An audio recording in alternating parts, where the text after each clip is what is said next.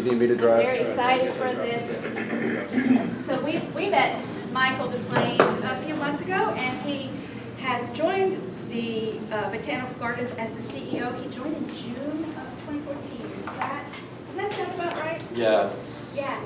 So I'm excited to introduce him to give us another update and let us know what's going on at Botanical Gardens. Thanks so much. Thank you. So I just want to tell Santa, Christmas at the garden started in September. That is how long it takes us to set up Garden of Lights. It starts in early September. Actually, they shoot for late August. And by the third week of September, I had staff coming to me saying they were behind schedule. So we're set to open the Wednesday before Thanksgiving. We're going to extend it this year because last year was so huge for us. It was a 20th anniversary of the light show last year. So the week before Thanksgiving, Wednesday to Wednesday, you can only walk through the lights. And if you've never done that, it's spectacular. It is a totally different experience than driving through. We do have trams because it's over a 2-mile route. So if you get tired or peter out, trams can help you out. But you're allowed to walk up and back and pause and stop and spin around. It's a whole different experience. I encourage you to come. Try and come on the worst possible weather night. And I'll tell you why, because if it's really nice, it's packed. And they are down the road to the off-ramp on Norview Avenue. Good. Exactly. So try and, the one night that it's 70 degrees and beautiful is the night that every single person in Norfolk is going to come. From Thanksgiving night through New Year's Day and it's 7 days a week, drive-through only. And again, avoid Friday, Saturday, Sunday. Don't come the day before Christmas Eve and wonder why it took you 2 hours to come in. Earlier in the evening is always great too. It opens right at 5 o'clock. New Year's Day night is a fun run. It's a run or a walk. It changes every year. This year it's 2.16 miles. Get it? Last year it was 2.15 miles. That event is a pre-register only because it is a race. It's not a sanctioned race, it's just a fun run. Everyone gets a t-shirt, free beer and pizza afterwards. It's a really great event. We cap it at 700. And that's basically because the parking lot can only hold 400 cars. So we figured about two per car. So if you've never done it, it's a lot of fun. And it's through the lights as well. So that's my little holiday spiel. So I know I just spoke here a few months ago, so I'll just give you an update of some things that are sort of new and different. So even the title slide, new and different. Well, what's new and different about the building, and the fountain, and the mermaid, and the plants? Well, a lot of it is a little different in that we've especially around sustainability, environmentalism, and plantings, we've changed our focus a little bit. So some of the things that you see here, containers, lots of bulbs, well, they're really beautiful, but as far as a sustainability standpoint, they're really high maintenance, meaning they've got to get changed out every season. Containers have to be watered almost daily, as any of you know who have pots, especially here in Hampton Roads where the summers are so hot, and this summer where until September we had no rain. So we've eliminated a lot of the containers on campus, except where it makes sense to have containers. It makes sense to have containers around the buildings, around entrances, where there's a lot of hardscape. But in a garden bed, do we really need a container? Probably not. Bulbs are another thing. We've cut down on the amount of bulbs simply because we don't keep the bulbs in the ground like you would at home. They all get ripped up and composted. So it's a lot of money, thousands of dollars every year on something that's just literally thrown away. So what we're looking at now is utilizing more perennials. We're also deciding when we plant stuff, what's really good for pollinators, what's really good for birds, what's really good for bees, in an effort to use the garden as an environmental center. And then we're also looking at how can we expand areas of the garden, right? Take out less turf and have more plants. If we're going to cut back on containers and bulbs, well, we need to have more plants elsewhere. And this is a great example of that, because on the other side of this, if you remember the fountain at the garden, there's only a bed on this one side. On the other side, there's nothing but grass. So we took out almost 2/3 of the grass on the other side, and we'll be adding plantings over there. So really, it'll balance the look of the entrance and just make it much more enviro-friendly. Okay, what's new about the map? Actually, there's a lot new. We've got a pretty state-of-the-art GIS system, Geographic Information System, and a plant database that's actually, every plant is GPS coordinate located, so you know exactly on the planet where that plant is located within the garden. And when we did a comprehensive analysis of all of our land holdings, we are now over 175 acres. So since the last time I came to you, I gained 25 acres in size. The other interesting thing is, and I love that you did pull out the old maps and brochures, because we did the same thing. We found some old brochures that said the garden was 175 acres. And then a couple of years later, who knows how, and I think it was probably just a transcription error, the next brochure that went out said 155, and then that's just what everyone copied all the years later. So a simple little printing error that nobody caught turned into the fact. So again, we are now actually 175 acres. I'm very proud that in 3 months I've been able to grow the garden. Okay, we're not going to talk about winter because it's going to be here soon enough. I will tell you that all the weather forecasts are a wet winter for us. Hopefully it's wet and just rain and not wet and snow and ice like we had last year. Although as a New Englander, believe me, that is nothing what you had last winter to what we could have had. But it will definitely be a wet winter. We did not have a great summer weather-wise, as you guys know. I know it seems like we had a lot of rain, but it was a really, really dry summer. And we didn't get enough rain until really late. I can tell you, out of, I think, 80% of the water that I have at the garden is still city water. Only 20% of my water is wells. What we're doing is as we develop more, we add a well. So for instance, there's a part of the garden that we're renovating now, we're adding a new well. And 1 month I had a $5,000 water bill. That was one of the highest we've ever had. So it was. Yeah, those wells keep tapping into my leg. Yeah, you've got there's a lot of water there. You're writing a thank you note, Dave? Yeah. So Camellias, next weekend, not this Saturday, next Saturday, a week from this Saturday, is the American Camellia Society show at the garden. You should come. Camellias have 2 great seasons, fall and winter, and they're blooming now and they're spectacular. And I actually have the president of the American Camellia Society coming and their executive director. They also have a botanical garden about an hour outside of Georgia, and they're coming to see our botanical garden.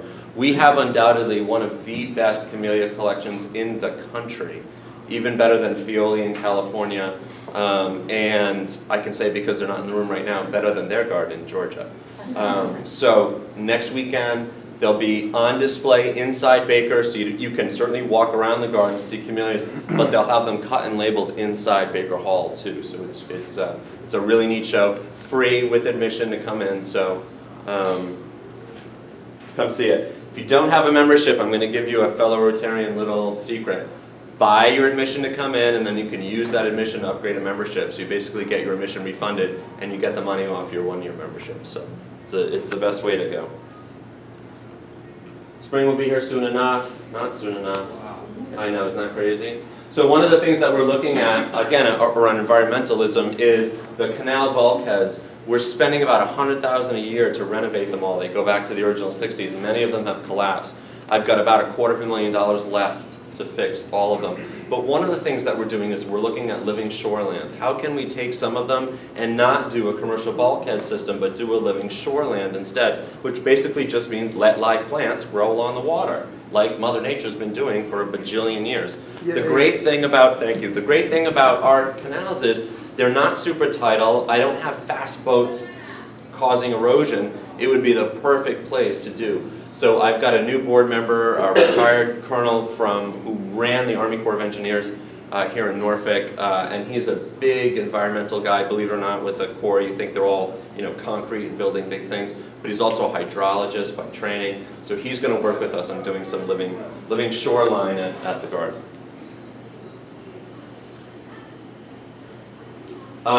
One new thing I can tell you about boats. I'm leaving them in the water this year. We used to take them out of the water every year and spend all that money and store them somewhere and wrap them, and we said, they'll be fine where they are, so they're staying in the water this year. Save us some money.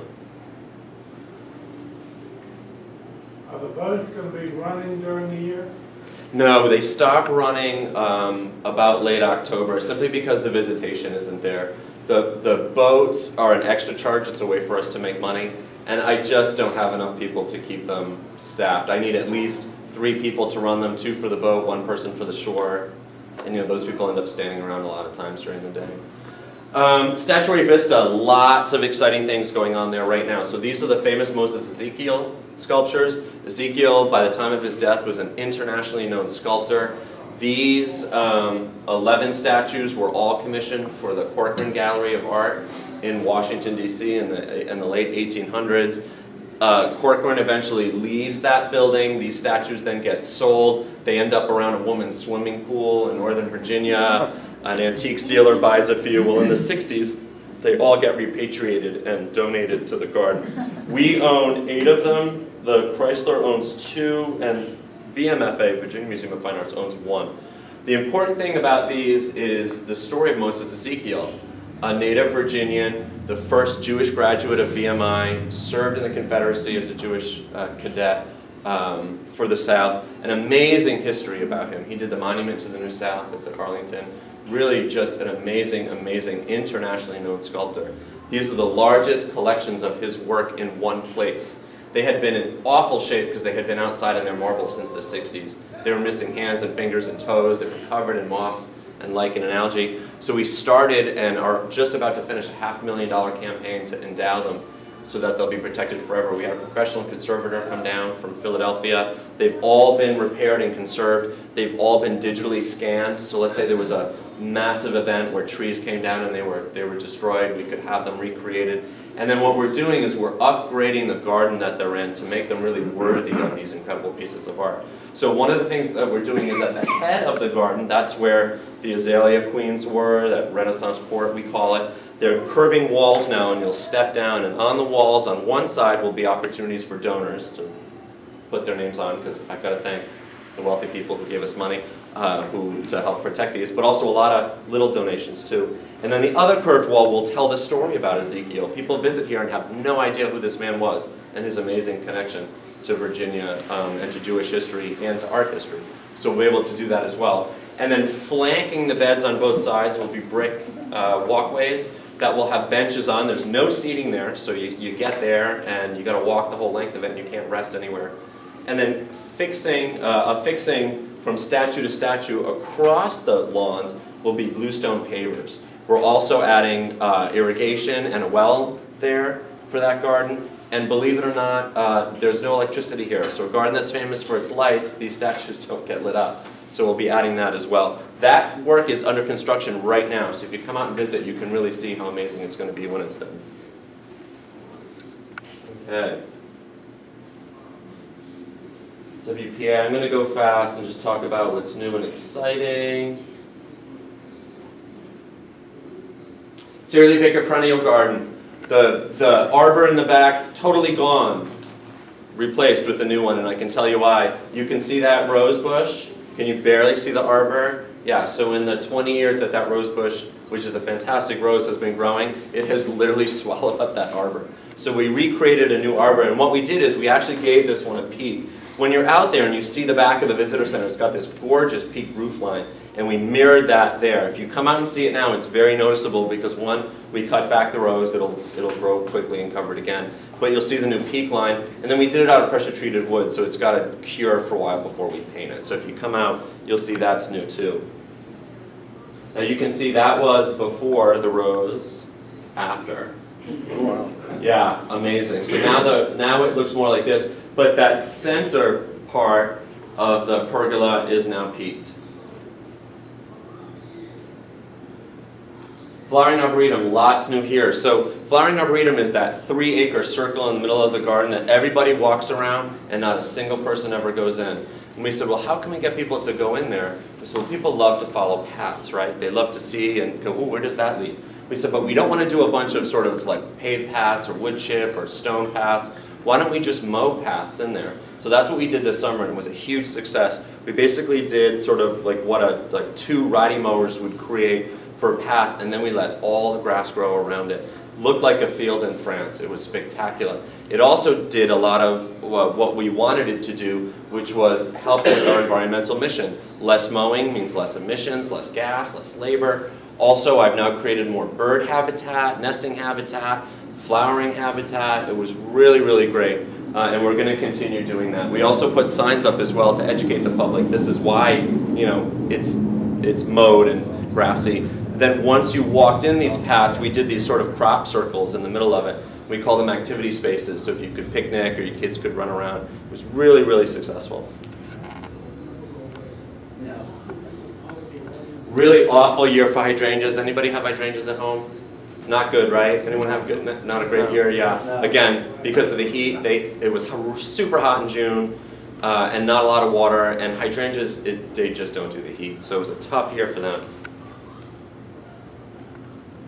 A lot more natural grasses we're putting in.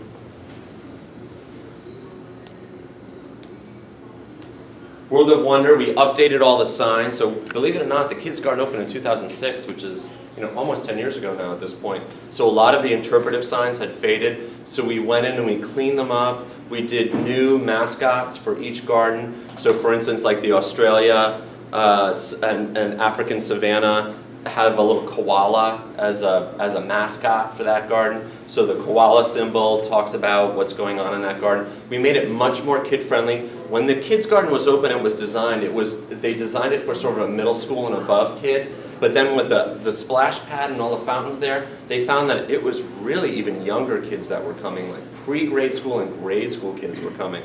So we really took all the educational materials and redesigned them for an even younger audience. So that's all new as well if you come visit. Rose garden, spectacular right now. So the second bloom, usually the rose garden peaks in May and it peaks again in October. It was late this year, it was a late flush. So if you come now, the rose garden is at peak. It is really, really, really spectacular. I encourage you to come. We spent a lot of money in the rose garden this year. I added more staff. It's such a labor-intensive garden. It's the largest rose garden on the entire eastern seaboard. I highly encourage you to come. And I think I might leave you with the roses because we're almost out of time and they're the best thing right now. And you got to come see the roses before what? The lights. Yes. Question? Yes, you talked about bulbs. You don't leave the bulbs in the ground? Not as much. Yeah, we rip them out because when we have to plant new stuff in the spring, it's so we're going to rip into the bulbs. That's why. That's really the only reason. At home. At home you can leave them in. And we could leave them in, but bottom line, we're doing, some of our beds get changed out. We'll do a seasonal change out 3 times a year, that they'll just get trashed with that. Okay, thanks. My wife has difficulty walking distances. Could you talk about the tram ride? You can see all this. Correct. So we offer tram rides on the hour, every hour, and the schedule changes by season. So just check in at the visitor center, and it's free with your admission. They leave right from the visitor center in the front, and they do the perimeter of the entire garden. So if you have problems walking, you can still come experience the garden. And a lot of our paths too are super wide and are wheelchair friendly as well. One last question? What's the cost of all of this to go through? $11 for adults, 11 or 12, seniors, students, military, 10. Best bet is definitely a membership. Individual membership's $45 a year. I think a family's $85 or $95, and then that's unlimited for a full calendar year. That's definitely the way to go. It's like Busch Gardens. If you go more than once, buy the season pass. And I get my grandchildren in on my family Yep. membership. Yep. Family will get a whole card. Michael, thank you so very much. Thanks for having me. We have one last little job you need to do. Would you He pick? wants you to draw his. Would you Okay. What am I looking for? What number? One of these 3. And if you would, just read the last 3 digits. Okay. 887. That's Bingo. There it is. I tried to step in front of him. Anything else for the good of the club? We stand adjourned.